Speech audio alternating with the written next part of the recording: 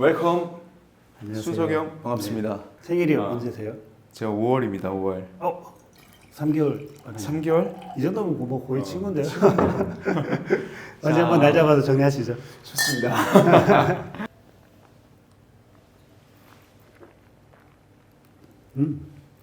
맛있네요.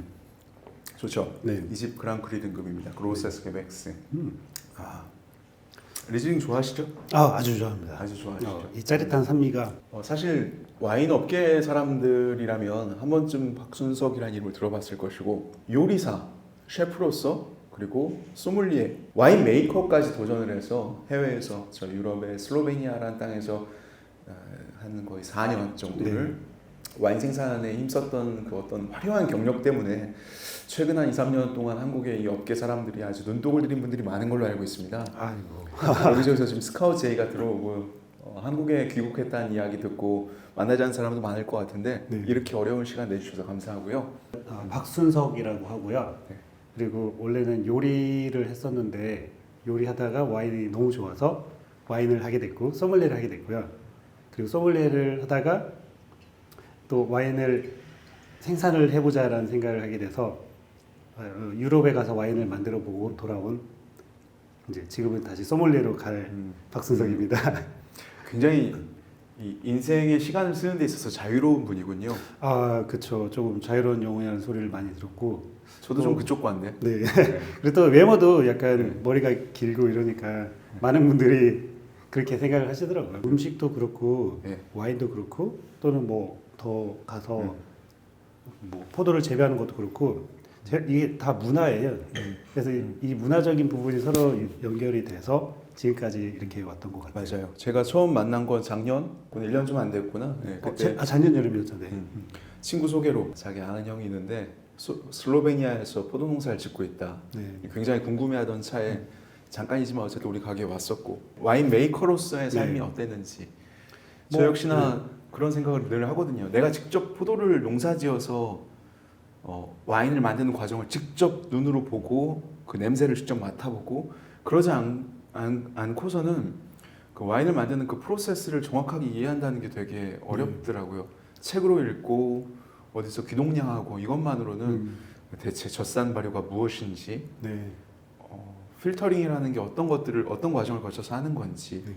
뭐 이런 것들이 되게 모호한 부분들이 있어서 저도 올 여름 가을쯤부터 짧게라도 2주 이 정도의 시간이 있다면 기회 되는 대로 해마다 외국에 나가고 싶어요. 생산지에. 네네. 그래서 그런 경험들을 농부들과 함께 와인 메이커들과 함께 할 계획인데 뭐 그런 생각에서 형이 거기 가지 않았을까 싶기는 해요. 네, 그런 약간 비슷한 거긴 네. 한데 이제 제가 처음에 이제 소믈리에로 파인다이닝 레스토랑에서 일을 할 때 셰프가 굉장히 유명했었어요. 네. 자기의 이름을 걸고 레스토랑을 만들고 그걸 보면서 저도 내 소믈리에로서 내 브랜드를 만들어야겠다 그런 생각을 하게 됐고 그 생각이 점점 발전을 해서 그래 그러면 소비자에서 생산자가 돼보자 라는 생각을 하게 됐죠. 그 후에 이제 어느 나라를 갈지 선택을 했었는데 많은 분들이 이제 뭐 와인은 프랑스 아니냐 이태리 아니냐 프랑스 이태리를 가라고 했었거든요. 네. 근데 저는 그때 제가 약간 후발주자로 늦게 시작한 사람으로서 이미 레드오션인 그 나라들보다는 같은 와인 산지이지만 블루오션이라고 했던 슬로베니아를 선택하게 된 거죠. 제가 독일 리즐링을 택한 거랑 거의 비슷한 거 아닌가요? 비슷해요. 네. 완전 비슷해요. 네. 네. 그래도 형의 티셔츠가 오늘 파스타들이 이렇게 그렇죠. 있는 거 보니까 이태리 셰프로서의 어떤 그 정체성 아직까지 계속 이어지는 것 같고 그렇죠. 형이 계셨던 곳 자체가 어쨌든 이탈리아와의 국경지대잖아요. 네. 아드리아해에서 슬로베니아와 이탈리아 국경이 맞닿아서 슬로베니아도 우리나라처럼 네. 굉장히 역사적으로 되게 안 좋았던 나라들. 항상 침략을 당했던 나라이거든요. 그래서 오스트리아 합스부르 왕가가 차지했을 때도 있고 이탈리아에서 차지했을 때도 있고 뭐 이러면서 소비에트 연방의 또 지배를 그렇죠. 유고슬라비아였던 네. 적도 있었고 그래서 약간 성향이 비슷한 것 같아요. 우리나라처럼 언어도 그렇고 그 사람들도 약간 노래하는 거 좋아하고 정이라는 게 약간 느껴지더라고요. 그러면 무작정 떠나서 어쨌든 와이너리를 만들어내기까지의 과정은 좀 재미있을 것 같아요. 아주 재밌었죠. 네. 처음에 이제 가기 전에 되게 걱정을 많이 했죠. 아무래도 그 타지에 혼자 가는 게. 그래서 아마 모든 분들이 그 부분 때문에 결정을 못 하실 거예요. 생각은 하시지만. 언어적인 장벽이라든지 네. 문화적인 장벽 그런 네, 것들. 저도 사실 그랬었어요. 그 부분. 예. 근데 이제 마음을 먹고 티켓팅을 하고 갔죠. 갔더니 정말 이 말도 안 되는 상황들이 생기면서 네. 그 우연 때문에 오는 좋은 상황들이 너무 많이 생겼었어요. 뭐 예를 들면 친구 와이너리를 가서 네. 같이 술 마시다가 친구 이웃 와인 메이커가 갑자기 저한테 밭을 빌려주고 술 마시다가 우리나라도 시골 가면 그런 거 네, 네. 있잖아요. 그쵸. 왜 따로 떨어져 있는 밭이 있거나 네, 네. 묵은 밭이 있으면 그걸 네. 이렇게 묵히기 아까우니까 빌려주고 뭐 그런 그쵸, 거였어요. 그쵸. 네, 약간 그런 뉘앙스이긴 한데 제가 이제 처음에 좀 걱정을 많이 했거든요. 책으로 보고서 공부한 거지 실제로 해보진 않았으니까요. 그리고 도시에 살다 와서 밭에서 일을 하기가 좀 그렇잖아요. 그래서 걱정을 많이 했는데 제 친구가 이렇게 명쾌한 답을 준 게 네 주변에 좋은 선생님들 많으니까 한번 해봐라. 네, 그래서 흔쾌히 승낙을 하게 됐고 그 동네 사람들이 대부분 다 와인 메이커들인 네, 동네였어요. 거기가 와인 산지였어요. 유명한 슬로베니아 유명한 와인 그럼 다 산지였고 이웃들이 다 선생님이었던 그렇죠. 거네요. 그리고 그 와인들이 밭 갈 때 같이 갈면 되고 풀 뽑을 때 뽑으면 그렇죠. 되고. 그렇죠. 아. 그리고 또 그 와인들이 한국에 들어와요 또. 그렇게 시작을 했는데 이제 땅 주인을 만나러 갔어요. 근데 땅 주인이 너무 고맙다고 이게 대여비를 안 받으려고 하더라고요. 네. 그래서 그래도 줘야 된다고. 뭐가 고마워요? 그 자기가 관리를 못 하는데 관리를 해주니까. 약간 아 그럼 포도가 원래 심어져 있지 않아요? 심어져 있던 밭이었어요. 그럼 그 포도에서 생산한 거고. 그렇죠. 네. 아 그냥 두면 어쨌든 방치됐을 때 포도도 네, 한 1년만 포도밭이 황폐하니까 관리를 안 해줘도 아. 포도는 정말 중구난방으로 자라거든요. 그렇구나. 잡초도 걷잡을 수 없이 그렇죠, 커질 그렇죠. 거고. 거기 또 유기농이어서 다 그 무한대로 늘어나요. 그렇죠. 네. 네. 그래서 고맙다고 하셨는데 그래도 저는 이렇게 약간 심벌적인 네. 페이를 해야 될 네. 것 같아서 네. 50유로로 1년에 빌렸죠. 7만 원 주고 네. 밭 한 떼기를 그렇죠. 쓴 거죠. 밭도 꽤 컸어요. 그 정도가 한 5, 600평 정도 됐었으니까. 꽤 큰 밭이네요. 네. 5, 600평. 네. 혼자서 어쨌든 관리할 만큼의 딱 그쵸. 그 정도. 네, 네. 그래서 일주일에 3, 4일 정도는 슬로베니아 수도에 있는 레스토랑에서 소믈리에로 일을 했었고요.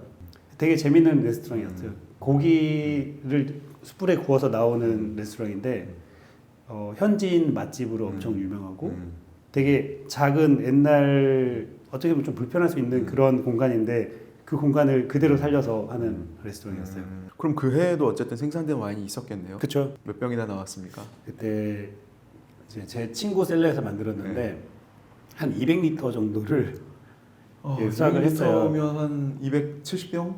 뭐 250병 네, 정도 아마 250병? 나올 것 같긴 한데 근데 이제 숙성 과정 중에 네. 친구가 많이 빼먹은 것 같아요. 120병 나왔어요. 마케팅 하니까. 저도 많이 마셨고 네. 네. 매번 어쨌든 갈 그거 때마다 거의 네. 이제 테스팅. 테스트용이었죠. 네, 그쵸. 레이블도 없이 그때 생산한 100여 병의 와인 중 몇 병은 네. 한국에 갖고 와서 어쨌든 네. 지인들도 많이 또 보여주고 한 걸로 알고 있습니다. 아 그렇죠. 네. 네. 소개도 하고 소믈리에들 테스팅도 했고 뭐 그랬는데 다들 맛이 없다고. 그래서 이제 한국에 수출하는 건 그렇구나라고 생각을 했었는데 이게 한 1년 정도 지나니까 되게 맛있어지더라고요. 기본적으로 내추럴 와인 아니었나요? 네, 완전 흔히 내추럴 얘기하는 와인이었죠. 완전 내추럴 와인인데 또 1년 이상 숙성이 가능한가요? 가능하죠. 내추럴 와인이란 게 이제 첨가물이 없는 와인을 약간 아직은 의미가 좀 기준이 모호하긴 한데 일단 밭 관리도 유기농으로 관리를 해야 되고요.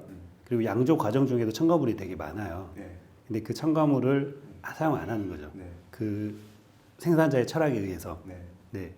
근데 이제 와인이 가지고 기본적으로 산미도 가지고 있고 바디감도 있고 알코올도 가지고 있고 그래서 제가 봤을 때 기본적으로는 한 4, 5년은 버티는 것 같아요. 아무리 라이트한 와인도. 거기에 이제 사실 대부분의 내추럴 와인 생산자들도 미니멈의 황을 넣기는 해요. 네. 해외로 나가려면 여행을 해야 되기 때문에 그래서 넣긴 한데 그 수치가 굉장히 낮아서 네, 살짝 도와주는 정도. 네.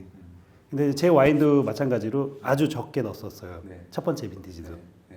그래서 아마 그게 작용이 돼서 아마 조금 처음에 맛이 없었던 것 같아요. 제 생각은.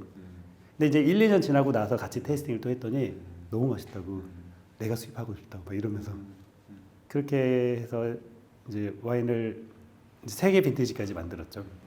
그 와중에 네. YTN 방송에도 한번 출연을 하셨고 방송팀이 직접 형을 만나기 위해 슬로베니아 간 거잖아요. 네. 네. 그래서 전국에 형을 알게 되는 그런 많은 분들이 늘어나게 된 것 같고 밭대기 두고 나오기 너무 아쉬웠겠어요? 아 진짜 아쉬웠죠 사실. 네. 그리고 제가 지금 와인도 거기 두고 네. 온 거잖아요. 네. 작년 수확한 포도로 만든 와인은 지금 숙성 중이겠어요? 네 지금 목구통에서 숙성 중이고요. 아마 친구가 몇 병 또 많이 빼먹었을 것 같습니다. 아 조금 빼먹긴 할 거예요. 근데 그 친구 자기 게 더 많아서 괜찮아요. 근데 그렇군요. 지금 지금 숙성 중에 있고요. 네. 그리고 아마 올해 여름쯤 바틀링을 할 것 같아요. 제가 제가 그때 가야겠어요, 그럼? 아니면 가지는 친구가 않을 해줄 것 수 같아요. 있어요? 친구가 해주기로 했어요. 네, 근데 제가 이제 한국 돌아오기 전에 마지막 체크 테이스팅을 다 했는데 네. 굉장히 좋았습니다. 아주 만족스러운. 네. 그리고 포도 수확할 때도 제가 당도 체크 다 했는데 되게 좋았고 그 사실 일하는 건 되게 힘들었어요 여름에. 네. 일단 봄에 냉해 피해를 입었고요. 그리고 여름에 너무 뜨거웠어요. 비도 안 오고. 그래서 포도가 더 이상 생장을 안 하는 약간 이런. 물이 부족해서. 네. 그랬는데 다행히 8월 달에 이제 비가 다시 오면서 조금 나아지면서 산출량은 줄었지만 당도는 일단 열매의 당도는 되게 높아졌어요. 퀄리티가 엄청 좋아졌죠.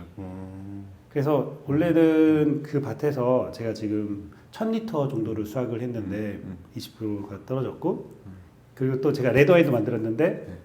레드와인은 퀄리티를 더 올리려고 네. 수확을 조금 늦게 했어요. 네. 그 늦게 수확하면 한 10% 정도 또 어. 떨어뜨리고 그래서 퀄리티는 되게 좋을 것 같아요. 그러니까 생산량을 줄였다는 네, 네, 얘기죠. 네. 그래서 돌아올 때 되게 아까웠죠. 그 밭들을 두고 오는 게. 제일 그래도 크게 배운 게 이 업계 사람으로서 어떤 거예요? 어떤 와인이든 뭐 내추럴 와인이든 또는 컨벤셔널한 와인이든 어떤 와인을 만들더라도 많은 시간과 농부의 엄청난 에너지가 들어간 와인이라는 걸 알게 됐고요. 그래서 그런 부분들을 가지고 와인을 다시 보게 됐고 그리고 또 와인 생산을 직접 해보면서 네. 와인을 조금 더 이해할 수 있게 됐어요. 네. 뭐 예를 들면 책으로만 봤던 정보들을 직접 해보니까 네. 더 이렇게 쑥쑥 네, 그러니까 알게 되더라고요. 제 소믈리에 일을 처음 시작할 때는 테스팅 하고서 제 마음에 들지 않거나 퀄리티가 안 좋으면 정말 이렇게 싫어하는 스타일이었는데 이제 조금 더 연륜이 쌓이고 테이스팅을 하게 되면서 와인이 가지고 있는 특성이나 그게 나랑 안 맞을 뿐이지 이 와인이 나쁜 와인은 아니라는 생각을 하게 됐고 그 후부터는 와인은 긍정적으로 보기 시작했어요. 표현할 때 이게 나랑 안 맞지 나쁜 와인 아니다 이런 표현이라든지 찐득하게 만들거나 이렇게 부정적인 단어를 사용해서 이 와인을 폄하하는 그런 습관을 없앴죠. 네. 사실 그게 또 쓰임에 따라서는 그게 더 적절할 그쵸. 때가 있잖아요. 네. 네. 뭐랑 먹을 때 혹은 내 컨디션 그렇죠. 내가 지금 지치고 땀이 많이 났을 때 되게 좋은 게 있는가 하면 네. 날이 좀 춥고 으스스할 때 좋은 와인이 있고 그렇죠. 네. 밤늦게 향기를 즐기면서 마실 때 좋은 와인이 있고 좀 흠결이 생긴다 하더라도 그게 또 다 사연이 있잖아요. 그렇죠. 그 수확하는 날에 하필이면 비가 와서 네. 뭐 어쩔 수 없이 그 열매에 빗물이 좀 들어갔고 이런 과정들 들으면 네. 이걸 어찌 우리가 이걸 쓰레기다라고 말할 수가 그러니까요. 있을까? 네. 물론 정말 저급의 와인, 어떠한 철학이라든지 이런 것이 좀 그 많이 결여된 공장에서 그런, 찍어내는 네, 그런 생산자들의 와인들을 우리가 배제하고 이야기할 때 네. 어쨌든 이걸 만들어내는 그 사람들의 이야기를 듣다 보면 네. 결국은 그것도 한 해 한 해의 변화를 즐길 수 있는 어떤 그렇죠. 아량, 네. 어떤 다양성을 좀 인정할 수 있는 어떤 그런 여유 네. 그런 것들도 와인을 즐기는 사람들에게 조금 필요한 덕목이 아닐까, 혹은 그쵸, 그것도 네. 즐거움이 아닐까 하는 네. 생각을 합니다. 네. 그게 그 돈을 지불하고 네. 이제 와인을 마시는 거기 때문에 좀 이렇게 만족시켜 줄 필요는 있어요. 그렇죠. 좀 부정적인 시각으로 표현하는 게 아니라 조금 더 긍정적으로. 네. 이제 문화적으로 다가서면 또 약간은 다른 것 같아요. 뭐 음악회나 이런 것도 나랑 안 맞을 뿐이지. 네. 또 이게 정말 좋아하는 사람들이 많이 있고. 맞아요. 네. 그렇기 때문에 약간 문화로서 다가서면 재밌을 것 같아요. 해마다의 그 변화를 소비자의 관점에서 좀 우리가 네. 이해를 하기 위해서 제가 질문을 좀 해볼게요. 아, 네. 네. 자, 많이 더운 날에 더운 해에 나오는 와인들은 어떤 특징이 있나요? 네, 일단은 이제 포도 당분이 높아지기 때문에 형 당황하신 거 아니죠? 아, 지금 살이 걸렸어요. 일단은 포도 당분이 높아지기 때문에 확실히 말씀하신 대로 바디감 있는 와인이 나와요. 왜냐하면 이제 그 효모가 포도의 당분을 먹고 알코올을 만들기 때문에 네. 높은 알코올이 나오고 바디감이 생기는 건데 산미가 원래는 와인에 되게 중요한 역할을 하는데 그 일교차가 높아야지만 산미가 잘 생기거든요. 네. 근데 그게 조금 이제 덜해서 네. 사실 약간 플랫해지는 와인이 나올 수도 있는 거죠. 그리고 한 두 잔 마시면은 다음 잔이 생각 안 나는 와인이 나올 수도 있는 거죠. 네, 그래서 이제 그 부분을 맞추기 위해서 엄청 뜨거웠던 해는 생산자들이 수확을 빨리 해요. 뭐 어떤 와이너리는 부르고뉴에 어떤 와이너리는 2020년에 너무 뜨거워서 보통은 9월 첫째 주에 하는데 그 홈페이지 들어가 보니까 그때는 8월 20일 정도 한 2주를 땡겨서 했더라고요 수확을. 8월 한 셋째 주쯤 수확하는 거는 신맛이 필요한 이게 숙성은 조금 덜 된 포도로 만드는 약간 가벼운 스파클링 와인이나 뺀낫이라고 약간 그런 와인들을 만드는 거거든요. 근데 메인 와인을 그때 수확을 하게 된 거예요. 네. 그럼 비가 많이 왔을 때 네. 올해 강수량이 너무 많았다. 여름과 뭐 네. 9월, 8월에 비가 너무 많이 왔다. 네. 우리나라 장마죠. 네, 그렇죠. 우리나라 그런 일이 장마죠. 있으면 어떤 네. 일이 발생하나요? 그러면 일단 포도에 수분이 많기 때문에 네. 묽어지죠. 네. 그래서 와인을 만들었을 때 알코올도 떨어지고요. 그런 해 같은 경우는 생산자들이 좀 더 기다리기도 하고요. 아, 네. 네, 좀 더 해를 더 받기 위해서 또는 포도를 수확해요. 해서 이제 그거를 서늘한 곳에서 말리거나 말리면 이제 수분이 증발되니까 그만큼 또 이렇게 집중도가 생기거든요. 그런 식으로 많이 표현을 하죠. 그럼 제가 지금 질문한 게 더운 날씨와 그리고 네. 비가 많은 거 얘기했는데 그 해마다 빈티지 영향을 굉장히 주는 어떤 조건이 또 있다면 하나 정도만 더 얘기해 줄 수 있으세요? 냉해 피해. 냉해. 네. 냉해 피해는 심플하지 않나요? 꽃이 떨어져 버리니까 생산량이 현격히 줄어든다. 뭐 그렇죠. 이 정도인가요? 네, 그렇죠. 근데 이게 단순히 그 해만 보는 게 아니라 포도는 항상 2년을 아. 2년 후를 보고서 이제 관리를 하거든요. 네. 가지치기 할 때도 마찬가지고요. 네. 근데 이제 그 해도 물론 이렇지만 다음 해에 좋은 포도를 맺기 위한 그 부분들이 약해지는 거예요. 또는 떨어지거나. 그 해만 문제가 아니라 그 그렇죠. 이후에까지 큰 영향을 네. 주는군요. 네, 그래서 굉장히 큰 피해를 입히는 거죠. 또는 야생동물. 진짜 야생동물의 네. 피해 사례 뭐가 있었습니까? 진짜 얘네들이 그 왜 포도 눈이라고 하잖아요. 네. 봄에 그거 이제 그게, 먹고 그게 맛있을 것 열리거든요. 같은데. 네, 그게 진짜 맛있어요. 그렇죠. 그게. 거기에 에너지가 다 있거든요. 네. 그래서 이게 겨울에는 딱딱해요. 아주 딱딱해요. 비타민도 많이 있을 것이고. 그렇죠. 아주 딱딱해서 그걸 못 먹거든요. 겨울에는. 근데 이제 봄에 되고 이제 필 때가 되면 이게 소프트해지고 열려요. 그러면 그것만. 그렇지. 그러면 또 2년 농사 망한 거예요. 그래서 그래서 뭘 이렇게 쳐놔요? 네, 펜스를 많이 치고 그리고 또 이제 너무 큰 밭이면 펜스 치기가 어렵잖아요. 그러면 그물 치기도 하고 그리고 덤이 뭐 어떤 데는 호랑이 털을 매달아놓는 데 있고 약간 이런 식으로 방법을 많이 사용하고 와, 진짜. 새들도 많이 따먹어요. 새들은 네, 그래서 장대에 더미 버드를 또 뭐 독수리 형태의 연을 달기도 하고 막 이렇게. 그래서 저도 사실 이제 첫 번째 빈티지를 많이 잃었어요, 사실 야생동물한테, 특히 새한테. 근데 제 친구가 그렇게 얘기하더라고요. 그냥 자연에 주는 텍스라고 생각을 하자 이렇게 얘기를 하더라고요. 그 자연이 주는 어떤 터치들, 네. 사실 내추럴, 소위 이제 내추럴 와인이라고 얘기하는 네. 와인들을 만들고 추구하는 분들에게 되게 중요할 텐데 네. 그런 노력으로 기울였던, 형이 추구했던 지금 한 4년 동안 포도를 줄을 만들어 오면서 계속 지켜왔고 네. 또 앞으로도 어쨌든 형이 추구하고 싶은 그런 정신은 뭐예요? 이게 이제 철학이에요. 제가 봤을 때는 그 철학에 저도 감흥을 해서 이렇게 이제 빠져들게 된 건데, 이제 그 보통 땅을 그 농부들이 땅을 그 해만 사용하지 않고 자기 세대만 사용하지 않고 다음 세대한테 물려주잖아요. 근데 이제 화학 비료를 사용하고 그러면 땅이 죽고요. 사실 또 동물들도 그 땅에서 뭔가를 찾지 않아요. 그래서 그런 땅을 다음 세대에 물려주기가 싫은 거죠. 그래서 그런 철학이 정말 그 와인 자체의 결과물로서만 바라보는 게 아니라 네네 이 땅을 바라보고 네 그 마을의 어떤 지속 가능한 네. 그리고 우리의 후세대를 위한 그렇죠. 관점에서의 어떤 그 네. 철학이 중요한 거다. 네, 이렇게 그래서 말씀하시는 그런 거군요. 철학이 중요하기도 하고 또 와인이 이제 프랑스의 어떤 지역은 이제 그들이 생각하는 와인은 매해 좋은 퀄리티의 와인이 나와야 된다. 똑같은 퀄리티의 와인이 나와야 된다. 이렇게 표현을 이렇게 그들의 철학을 얘기하고 그걸 위해서 많은 첨가물들을 넣어요. 산이 부족해 만약에 뜨거워서 그럼 산을 첨가하기도 해요.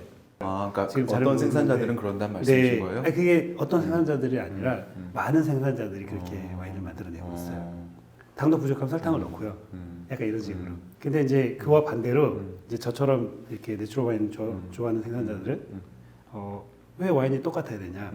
매년 해도 다르고 바람도 다를 테고 그다음에 강수량 뭐 이런 게 다 다른데 왜 와인이 똑같아야 되냐? 물론 우리가 일관적인 퀄리티를 만들어낼 필요는 있다. 근데 그 해의 특성에 따라서 다른 와인들이 나오는 거기 때문에 우리는 그냥 그 해의 캐릭터를 그대로 가져갈 거다. 달의 사이클을 따라가는 생산자들도 있어요. 그렇죠. 약간 우리나라 24절기 같은. 네. 네. 네.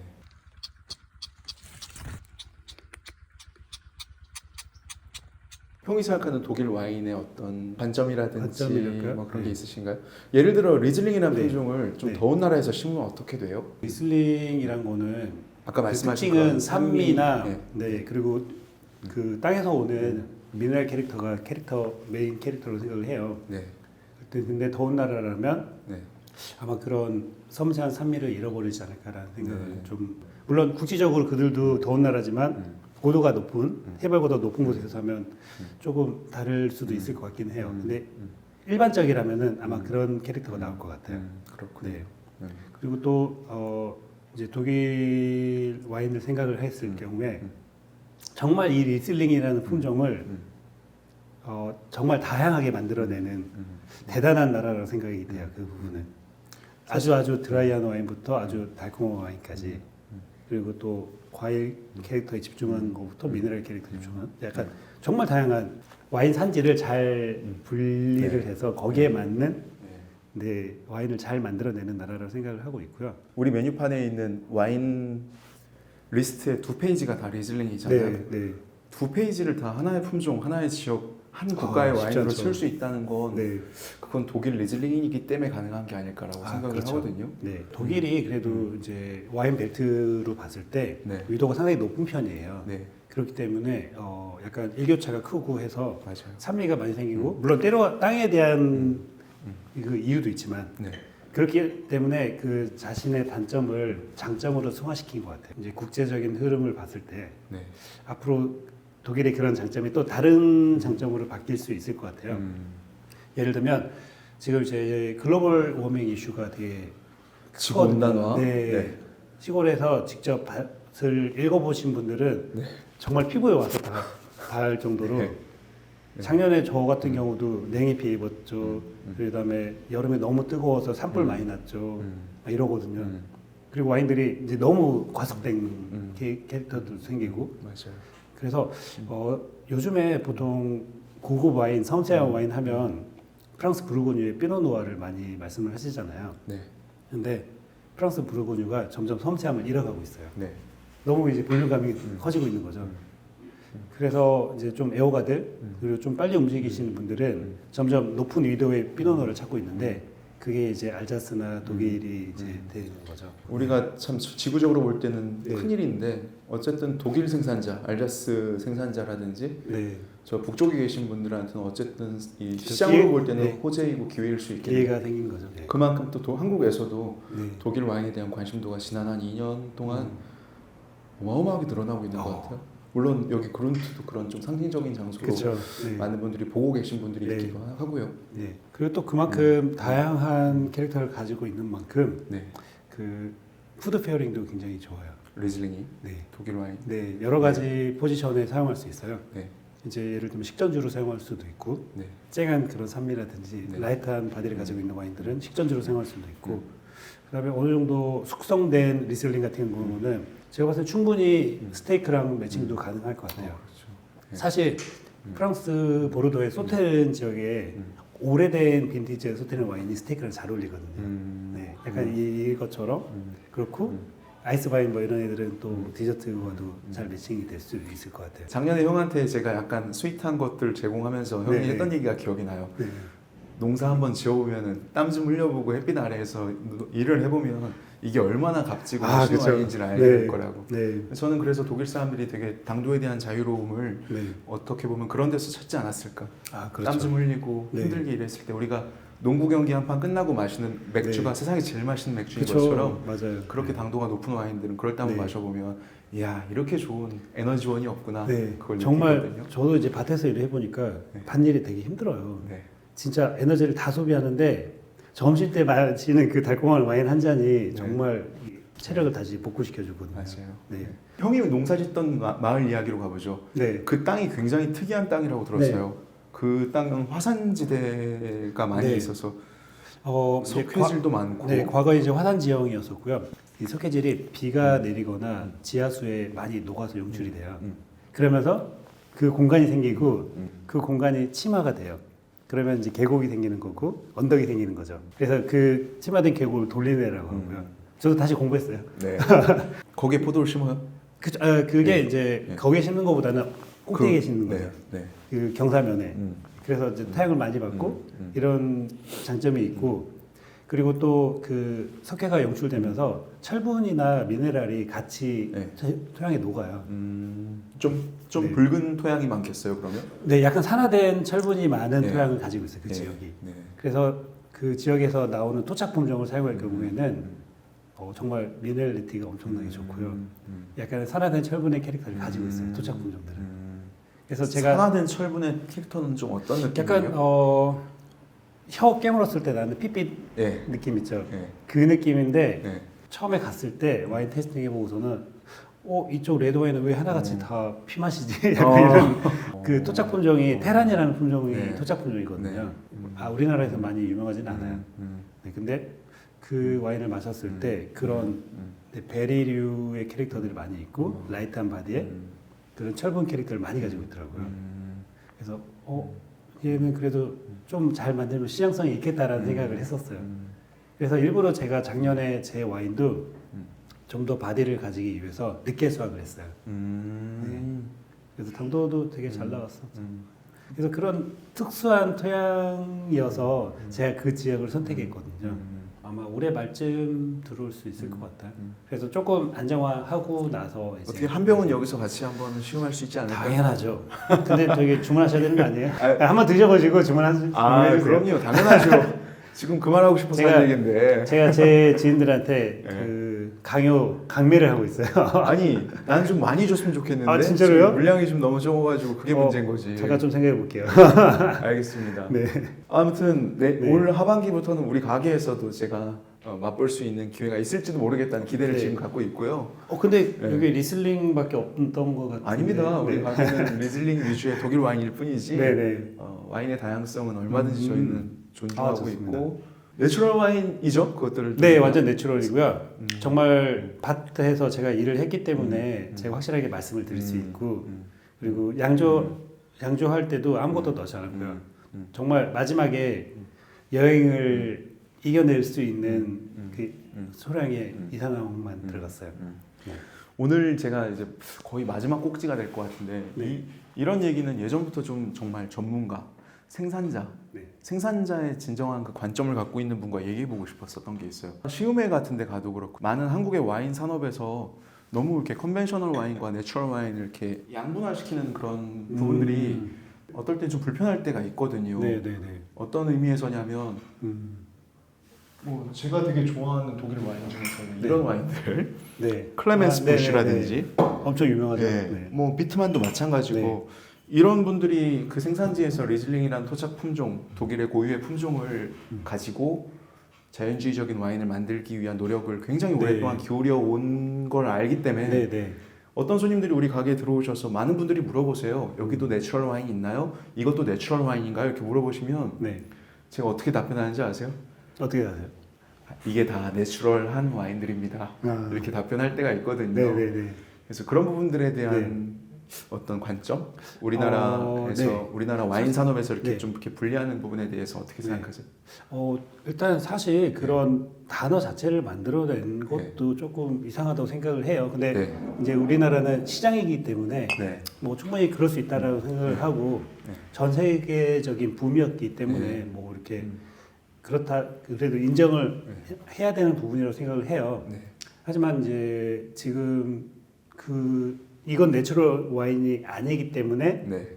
안 좋은 와인이다. 그런 부분 그런 식으로 이렇게 물론 이제 와인에 대한 분리를 하는 분들도 계시더라고요, 소비자분들이. 네네. 네, 그래서 그렇게 접근하는 건 아닌 것 같고요. 그렇죠. 네. 그런 오해가 생길 수 있다는 어떤 네. 그런 네. 걱정 때문에 얘기를 하는 거죠, 사실. 네. 근데 네. 우리가 예를 들어서 영화에도 이런 얘기 하잖아요. 상업 영화와 예술 영화. 그렇죠. 네. 어떻게 그거를 우리가 네. 그럼 뭐 봉준호의 기생충은 예술 영화가 아닌가요? 이런 부분으로 이렇게 접근을 하자면 네. 우리가 어떤 편의적인 면에서 음. 그런 용어들을 쓰는 것 자체는 되게 이해할 수는 있지만 네. 그게 이렇게 딱 분리돼 있다라고 이렇게 그걸 말하는 것 가지고 자체는 색안경을 낄 필요는 네. 없는 것 같고요. 그런 부분들이 네, 이게 붐이었었잖아요. 네. 그래서 이제 한국도 굉장히 그 붐을 많이 따라가는 스타일이어서 굉장히 많이 내추럴 와인 한국에 들어오고 많이 소비를 하셨던 것 같아요. 네. 근데 지금은 이제 좀 사그라들고 있다라고 제가 알고 있는데 사실 이 부분은 그렇게 와인의 종류로 접근하는 게 아니라 하나의 농법으로 접근을 해야 될 것 같아요. 농법이나 또는 철학으로 접근을 하는 게 맞는 것 같아서 해외에서는 지금 예를 들면 프랑스 같은 경우는 프랑스에서도 붐처럼 이렇게 떴었거든요. 근데 지금은 이제 하나의 포지션으로 자리를 잡았어요. 이런 농법이고 이런 포지션으로. 그래서 저도 아마 한국도 이제 그런 식으로 이제 성숙화돼 가는 과정이라고 생각을 하고 있고요. 이 부분이. 어떤 하나의 농법으로서 그리고 철학으로서 네. 그것이 만들어낸 와인 자체는 네. 하나의 스타일로서 네, 하나의 카테고리가 되는 거죠. 카테고리로 네. 이렇게 이해할 네. 정도면 될 것 같다. 네, 좀 더 이제 더 다른 재미를 또 느끼실 수 있을 그렇죠. 것 같아요. 그런 와인들을 그렇게 접근을 하게 되면 한국 시장에 대해서 그렇게 이제 바뀌어가는 게 굉장히 긍정적으로 저는 맞아요. 바라보고 있습니다. 네. 물론 그런 와인을 수입하시는 분들 입장에서는 조금 안 좋으실 수도 있겠지만 네. 너무 막 붐처럼 올라왔던 네. 그런 것들이 어느 정도 좀 오히려 더 네. 안정기를 찾고 더 성숙하는 과정인 것 네. 같다 이런 생각을 네. 지난 한 1, 2년 동안 좀 네. 느끼고 있어요. 저는. 네네. 그리고 또 와인도 마찬가지예요. 처음에 이 내추럴 와인 붐이 일면서 정말 그 결함이 많은 내추럴 와인들이 많이 있었거든요. 네. 근데 이제 이게 시간이 지나고 성숙되고 또 스킬이 쌓이면서 네. 후에 미래에 좀 더 이런 다양한 와인들이 한국에 들어오고 그런 와인을 즐길 수 있는 기회가 더 생겼으면 좋을 것 같아요. 네. 앞으로 형의 계획은 어떠신지? 네. 일단 저는 이제 아마 소믈리에로서 다시 현업에 복귀를 할 것 같고요. 좋은 자료를 만들어서 양조와 포도 재배 궁금하신 분들을 위한 좀 자리를 만들어 볼까 생각을 하고 있어요.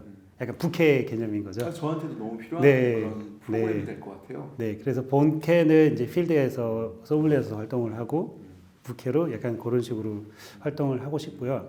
슬로베니아에 대해서 잘 알기 때문에 좀 더 알릴 수 있는 또는 한국과 슬로베니아와의 중간에 다리 역할을 좀 할 수 있는 역할을 주한 슬로베니아 대사님께서 이 방송을 보셨으면 좋겠습니다. 제가 팔로우 하고 있어요. 거기. 그래요? 그분들 네. 그분들도 저를 팔로우 하시더라고요. 그래요? 네. 이미 보고 계시다면 네. 저희 그룬트 한번 놀러 오셔서 함께 네. 와인 마시면서 이야기를 나누면 좋을 것 같습니다. 성수동에 이런 약간 독특한, 약간 특색 있는 그런 매장이 있는 것 자체가 너무 좋은 것 같고요. 그리고 사실 리슬링이 소비자들이 생각보다 많이 접근하기가 어려워요. 장벽이 높아요. 근데 그 부분을 이렇게 잘 표현해 주셔서 자연스러운 문화를 즐길 수 있는 공간이 되었으면 하고 그렇게 되기 위해서 저도 이렇게 많이 이용하겠습니다. 결과적으로 또 대화도 많이 하고요, 우리가 함께 하면서 우리가 이 일을 하면서 만들어내는 게 우리는 와인이란 매개를 통해서 서로 생각을 나누고 네. 철학을 나누고 네, 뭐 하나의 문화를 교류하는 게 사실 우리가 하는 일의 공통점 아니겠어요? 그렇죠. 네, 그런 부분에서 앞으로 그룬트에도 네, 아주 큰 지원군이 한 명 늘었다라는 생각을 하면서 네, 오늘 방송을 이걸로 마치도록 하겠습니다. 네. 여러분 감사합니다. 고맙습니다.